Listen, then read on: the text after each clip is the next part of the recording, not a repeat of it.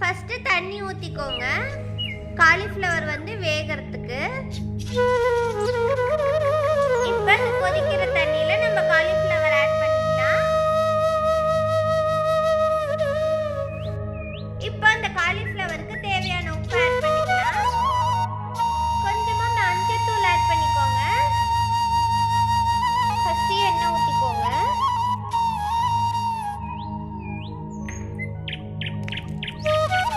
நம்ம கடுகு ஆட் பண்ணிக்கலாம்.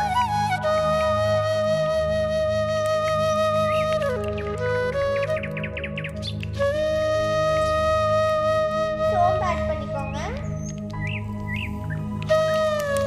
நம்ம ஏற்கனவே அரைச்ச வெங்காயத்தை ஆட் பண்ணிக்கலாம்.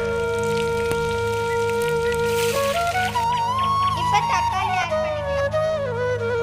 இப்போ இஞ்சி பூண்டு பேஸ்ட் ஆட் பண்ணிக்கலாம். பச்சை மிளகாய் ஆட் பண்ணிக்கோங்க. அதுக்கப்புறம் கொஞ்சமா மஞ்சத்தூள் ஆட் பண்ணிக்கோங்க. இப்போ தனி மிளகாய்த்தூள் ஆட் பண்ணிக்கோங்க. அடுத்தது தனியாத்தூள் ஆட் பண்ணிக்கோங்க. இப்போ இந்த மசாலா வேகிறதுக்கு அந்த பச்சை ஸ்மெல் போகிறதுக்கு கொஞ்சமா தண்ணி ஆட் பண்ணிக்கோங்க. இப்போ தேவையான அளவுக்கு உப்பு ஆட் பண்ணிக்கோங்க. நம்ம ஏற்கனவே நம்ம காயில வந்து உப்பு ஆட் பண்ணியிருக்கோம். அதுக்கு தகுந்த மாதிரி மசாலால ஆட் பண்ணிக்கோங்க.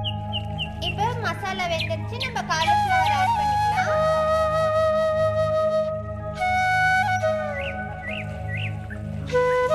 இப்போ மிளகுத்தூள் ஆட் பண்ணிக்கலாம்.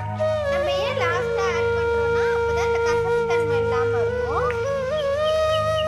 அடுத்தது கொத்தமல்லி தழை ஆட் பண்ணிக்கோங்க. இப்போ புதினா ஆட் பண்ணிக்கோங்க. இவ்வளவு நேரம் நம்ம எதிர்பார்த்துட்டு இருந்த காலிஃப்ளவர் மிளகு வறுவல் ரெடி ஆயிடுச்சு. இப்போ வாங்க சாப்பிடலாம்.